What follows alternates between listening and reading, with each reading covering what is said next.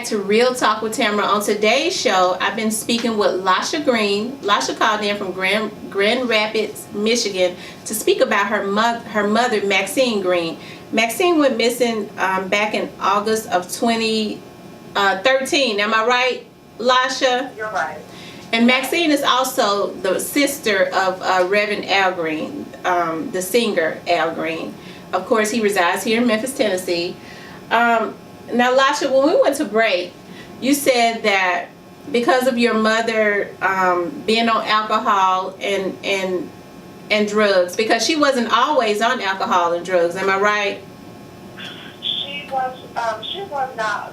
She wasn't always on alcohol and drugs. Actually, when we as a family used to live down in Memphis, Tennessee, she was, she worked and she was just an overall, everything was just so,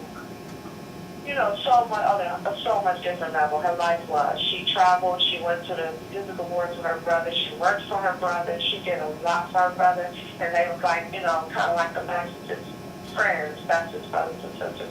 So she wasn't always on alcohol and drugs, but something happened where him and her, Alan, my uncle Al and my mom, they kind of got into a huge dispute about something. I don't know what it was. I was really young. And so my mom packed up, moved up to Michigan, and we've been here ever since. But she had a few sisters here, and a brother that lived here. But since Maxine since she got more deeper into the street life and stuff like that, all of her brothers and sisters practically abandoned her, didn't show no type of empathy, no type of sympathy, or, show any type of support as far as trying to help her. She lost her kids, she lost custody of her kids, many years ago, and so it's kind of just her and my dad. But then my dad, he ended up being killed, back 22 years ago. So once he died, and she kind of went downhill even more. And so her health, her mental health, when she wasn't drinking, she was like the nicest woman in the world. She would cook, she would clean, she would, just be so in good spirits. But once she started drinking and, hanging with the wrong people and stuff like that, then, her kids, basically, we was kind of forced to love her from a distance because it would cause so much friction. Right. Dealing with my mom. But something happened. We as a family, we know something happened. We just don't know what. But something happened to Maxine, because Maxine, she was the type of woman where she would not caught not one day without taking her walk or taking her stroll or just being out and about. She loved to be out. She loved to be out. That was her routine for the past almost 30 years. She had the same routine. So when that routine stopped and she met someone and she stopped picking up her phone and so much, whatever happened, it happened because that whoever person or persons maybe have done something to her, they did not know how to deal with that situation. Right. And that's what I was going to deal with a paranoid schizophrenia person. Paranoid schizophrenia. Alcohol and drugs. Okay, Lasha, you said that in the first segment, you said that your mother, when you all were passing out flyers, you were you started to get spooked and become, kind of afraid. Yes. Yeah. Were you becoming afraid? Is there anyone that you feel would have wanted to hurt your mother on purpose? Well, no offhand. I didn't feel that way, but this particular case itself has been a nightmare, one of my nightmares since I was a kid. Yeah. Because by me seeing my mom hanging and out in the streets like that, and as she was getting older, I used to constantly tell her, you know, it's time to sit down, Mom. You know, it's time to sit down, because I didn't want to never see anything happen to her, because I knew how she gets when she drinks. She wasn't physical violent, but she was verbally violent. And so it was a fear. It was a fear. And it seemed like my nightmare have came true, because when this happened, and then we passing out flyers and looking, you know, searching woods and searching abandoned houses and searching everywhere, because there was so many different stories floating around of what may have happened to Maxine. So it did become a word, and the word was that someone did something or done something to her, and we need to find out. You know, we need answers. We just want answers. Yeah. You know what I mean? Because I don't know, like, if her family knows her. We know that ain't no way on God's green earth Maxine is gonna go missing with just on her own free, you know, will, at free will. She's not gonna leave. She's not gonna leave without letting anyone know anything. Right. And so, you know, it's just it's tough. And are you her oldest child? Actually, no, I'm not. I'm the middle child. My mom, it's 8 of us, and I'm in the middle of 6 boys, and then our sister, she's the oldest out of all of us. Because I hear you, and the reason I asked you that is because I listened to you say a few minutes ago, you know, you were always afraid as a child. It's like you've always, and now your worst fear has been realized. It kind of sounds like you always assumed some type of responsibility for your mother when she couldn't be responsible for herself. Yeah, yes, and that's true. When we moved from Memphis, Tennessee, up to Grand Rapids, Michigan, I was 8 years old, and 3 years later, that's when my mom lost custody of us. I was 11 years old. But prior to the 3 years, I took on a lot of responsibility, because that's when my mom would start really getting heavy into like drugs and pills and just a lot of stuff that I was seeing. And I have 3 younger brothers, younger than me. She had just gave birth to the last 2, and they was my responsibility at an early age, because she would like hang out and and her and my dad would just party. That's the lifestyle that they did once we moved up here. I mean, it started in Memphis, but it worsened here because of her and her relationship with her brother. That kind of went downhill, and so her financial state, I think, went kind of from high to low, and I think that kind of played a part with her schizophrenia also, because it was a different way of living once we moved to Michigan. And so 3 years later, she lost custody of her kids.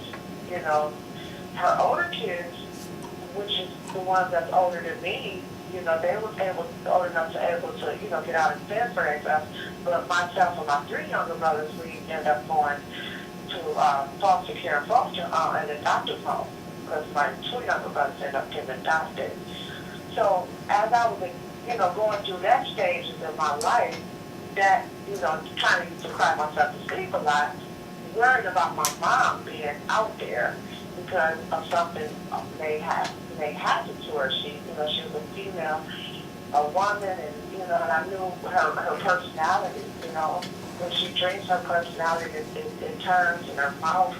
She says things, and and it could have easily gotten her hurt. Yes, exactly, and that was always a fear sign since I was a child. And then for this to have happened, because sometimes through over these last 20, 30 years, Maxine, she will meet a friend or you know, she'll date a guy and, you know, stay the weekend with him or a week and then she'll always pop back up or, you know, if something happened where, you know, she ended up in the hospital or the police have to take her to jail, you know, everyone will always call me to go figure out, you know, is she okay or is that. So this particular case, when my brother called me and let me know, look, you know, she's been reported missing. You know, me being myself, at first I didn't know I was 3 weeks behind. I didn't know I was 3 weeks late. You know, which made a lot of difference. Which made a lot of difference for you. It made a whole lot of difference because this time I couldn't fix it. I couldn't find her. So I couldn't make it better.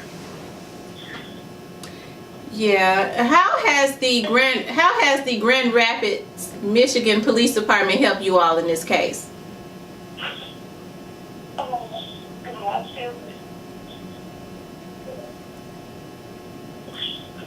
The Grand Department, they practically told me that my sentence went to the credits. You know, she was in it all. And, you know, she could have possibly met someone and fell in love and moved away.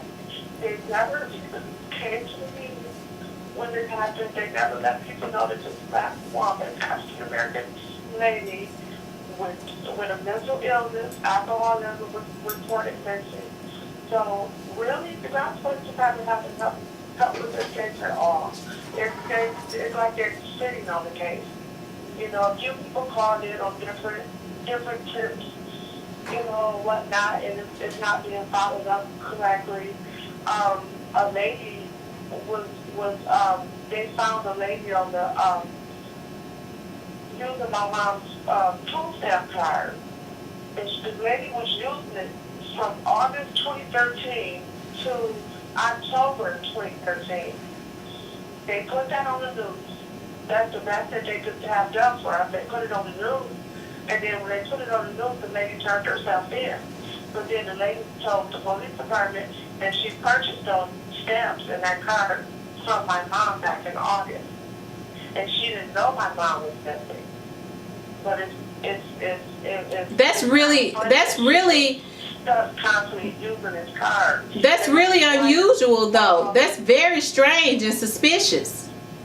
It's really strange and suspicious because it was flyers put up all throughout this lady's area of where she lived. Once we got who her name was, the private investigator, you know, we got the address and everything, and it was flyers and everything of Maxine throughout the area. For her to say that she did not know that she was missing, but she was still using her bridge card, that was very suspicious. She was charged with, you know, using her illegal, you know, sales or whatever, or dealing with that. But she, like, we tried to see if they could give her a lie detector test to see if she know anything more or whatnot, and the prosecutor haven't done that. Oh, wow. So do you feel like because your mother was consistently in and out of jail and and she had a police record, do you think that they've just kind of like, and especially with her being a female black, they've just kind of brushed it off? I honestly believe that her case was brushed off. I honestly believe that it was not handled properly, because if it was, they would have issued some type of alert. She was living in an adult supportive faculty. So that right there should give them the you know, at least the obligation to issue some type of alert to the media. If they would have issued that alert, we could have possibly, you know, found her, because she was out there within 2 to 3 weeks of October 23rd when the Shepherds of Independence, you know, filed the report. We would have found her over there hanging out. You know, the lady that seen her and her, the lady and her sister seen my mom at the party store. When she seen her, it wasn't a missing. The missing report was filed, but it wasn't public. The family didn't know. If the family and the public knew that Maxine Green was missing, she would have contacted me, and she would have possibly contacted the Parents Police Department. But she didn't know, the public didn't know anything. We didn't know, you know, and that's the grounds police department's fault. They're at fault for that. You know, this lady is 60, she was 61 at the time. They could have easily issued some type of silver alert on Maxine Green. They knew her mental state, they knew her condition. Mm-hmm. You know? She would get so drunk sometimes and, you know, talk to the wrong people, and people would jump on her. I had to take my mom off from the hospital a few times with black eyes and, you know, just swollen face and everything. You know, just from her hanging out on the street. So, and every time that someone comes to the hospital, it's going to be a detective or police there to take a report. They would blow Maxine, they would blow it to the side. It came to a point where they just stopped taking the reports, you know? And Now, so, Lasha, it sucks because they practically they're just sitting on the case. they're just sitting on it. They're not working it. They're not doing it. Even to now when you all call and try to get an update, even now, 2 years later, with there not being any sightings of her, with there being no sightings of her at all, what are they saying? Well, I'd say maybe 6-7 months ago, a new detective was assigned to the case, and so I went down and I, you know, just briefed him up on, you know, everything that's been going on with the case. Even though I know he has, you know, in his file also. But when I went down that day, he said some woman, a white lady, called in, and at the time, the white lady was in a mental health hospital. She called the Maryland Police Department, said she had information about what happened to Maxine Green. Remind you guys that this was like almost 1.5 years since Maxine been missing. The detective said that the lady said that her boyfriend, the lady's boyfriend, they got into it or whatever, and he put her out. She ended up in the mental hospital. So she called Grounds Police Department and said that her boyfriend is a black guy. The black guy that she's dating, that's the guy that they need to talk to regarding my mom.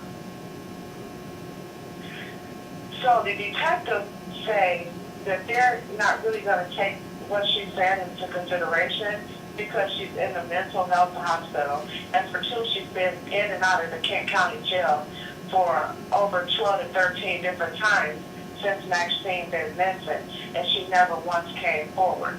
So they never followed back up on that tip. They never talked to the guy. They never even went to the hospital to talk to this lady. They talked to her over the phone. They wouldn't give out. They let me know that she was a white lady and the dude was a black, but they didn't give me no names. They didn't give me names. The private investigator, we would have found these people to question these people, but they have not done that. Mm. And just what if that guy know what happened to my mom, like? Right. I can't believe that they, regardless of her mental state, they won't follow up on a tip. Just follow up on it. It's two different sides of where we heard someone say that my mom is in the river downtown by a bridge, by the 6th Street Bridge. They said someone put her in there, and she's in the river by the 6th Street Bridge. My cousin had 2 cousins on my mom's side. They hired a psychic, and the psychic told them that something happened to Maxine Green, and Maxine Green is in 2 feet of water, and she's by that bridge, by that red bridge. This is what a psychic told them. They told me, okay, I go to a church called Excel Church. It's a very well-known prophet that works. I mean, he's over the church. I had a private meeting with this prophet. This prophet didn't know nothing about what that psychic told my cousin. The prophet said that the Lord showing him exactly where my mom is. He said he sees the Lord showing her water, the Lord showing her red brick. The brick, the road down by that bridge is red, and He's showing her water. And when I call and talk to the detective, and let the detectives know that a prophet is saying the same exact thing as the psychic, and the prophet get their information from two different resources, and you guys can't go and search this water. They will not search. They have not took the initiative to search this water for Maxine Green. Oh wow. They have not searched the water. Oh wow. Oh my Yeah. God. Okay, Lasha, I'm gonna stop you right there so we can take one last break, okay? Okay. And we'll be right back.